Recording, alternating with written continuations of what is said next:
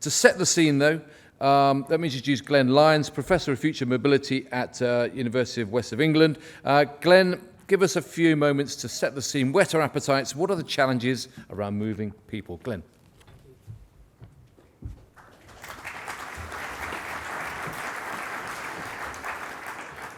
Hi everyone, good to see you. I thought I should just start quickly by letting you know a little bit about the messenger before I deliver you my message. I did do a degree in civil engineering, and then I did a PhD in the role of artificial neural networks in dealing with driver behaviour. So I am familiar with engineering and technology solutions, in case you start to think as I go on that I may have lost the plot on that point, because I haven't. I also greatly love hard rock and heavy metal.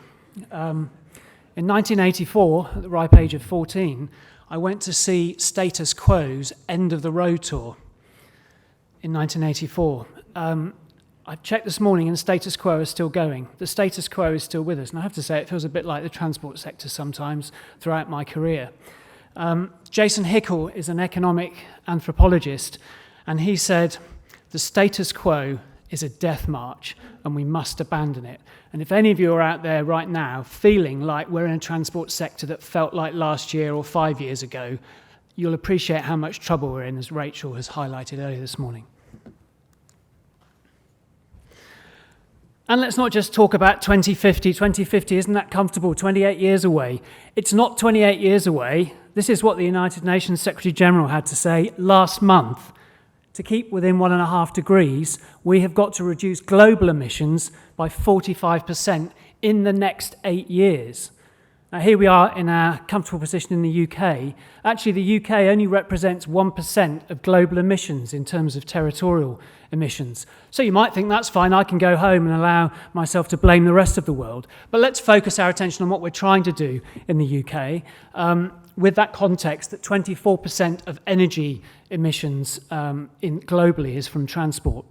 In the UK, as you'll perhaps know from this figure, and here to talk about moving people, yes, moving freight has a significant footprint of its own, but cars are front and centre in terms of a sector that is front and centre globally. The only thing that helps me get out of bed in the morning and helps me manage my stress is knowing that we have the privilege in this sector of actually being able to fight this fire that's raging in our houses. Transport is front and centre. But let's not be seduced by the siren sound of technology for all that it has to offer. I have to say I'm a little bit tired of hearing about the triple bottom line too while I'm at it. People, planet and profit. Let's be honest, it's power, politics and profit out there, folks, isn't it? Anyone kidding themselves? That isn't the problem that we're really facing as transport professionals with all our expertise to hand.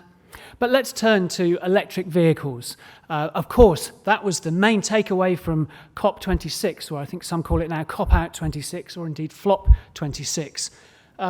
Because yes, we need these technology solutions, but remember I said 8 years? 8 years is not the time frame in order to deliver tech fix for this problem. We've got over 32 million cars in the UK, and as things stand, about 1% of the vehicles out on our roads are battery electric right now. Yes, we're going up an S-curve. 15% of new vehicle sales are battery electric. But think how long a new vehicle will last out there in the car fleet. Something like 14 years. So, technology fix is coming, yes, thank goodness, but if we don't lock in the benefits and we sit on our laurels waiting for that to be the only fix, then we're in deep, deep trouble.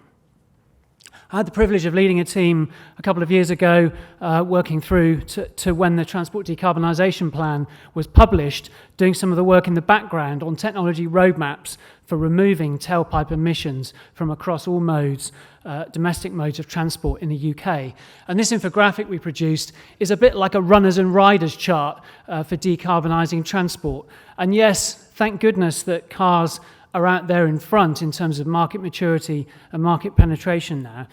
But there are different runners and riders, and several of them are some way behind. And if we're talking about moving people in relation to moving people to their cheap holiday destinations, then let's be under no illusion that we're a long way away from having solutions that technology alone will fix.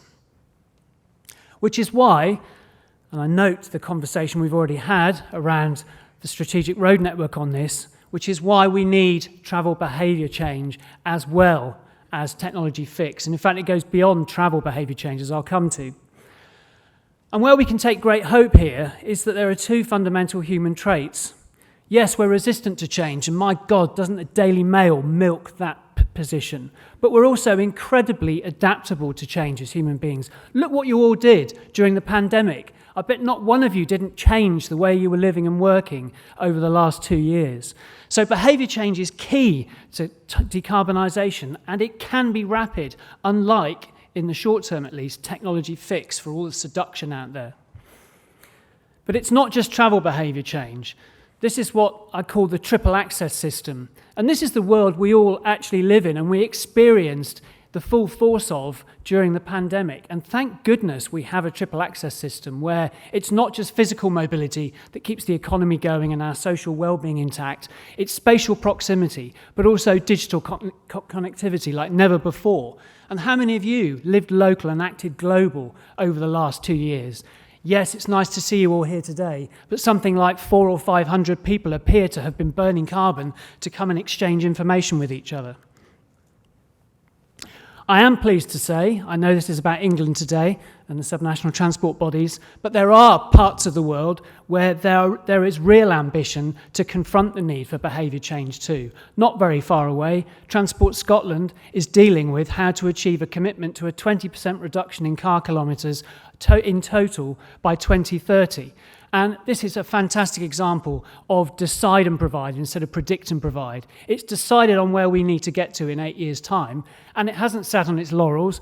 Earlier this year, it published its route map for how we're going to get there, and it's a wonderful example. I encourage you to look inside it and see the triple access elements at work. This is not just about moving people from A to B to keep the economy going by motorised traffic that helps sell cars, of which there are 1.3 billion in the world right now. But is the public behind us? Because this is the difficult thing, as we've heard, that politicians ultimately have to face the fire on. The Ipsos Mori do a monthly tracker, it's quite worth looking up actually, on the things that concern people most in Britain at the moment. And you can see this tracker going back to the 1980s. And as we approached COP26 in November last year, it reached the highest level of concern ever amongst the public about climate change and the environment. 2 months later, it had dropped by 26 percentage points because some less than respectable politicians were having parties and the public's attention was distracted that easily, that quickly, even before we got to geopolitical instability and the war in Ukraine. So we have a real challenge here that the public mood is hard to second guess, and yet I can't help feeling out there that more and more people realise that this matters greatly. And just look at the local elections only a couple of weeks ago, a record number of Green Party candidates elected. So coming to the STBs and the great hope we must have today, ultimately it's about the ballot box. That's the most valuable behaviour each of us have got to exercise right now. We need leadership in the face of an unpredictable ballot box. And I really hope that the STBs, from the wonderful conversations we're having today, will be able to go out with the agency and urgency that we desperately need now to deliver transport decarbonisation in time. Thank you.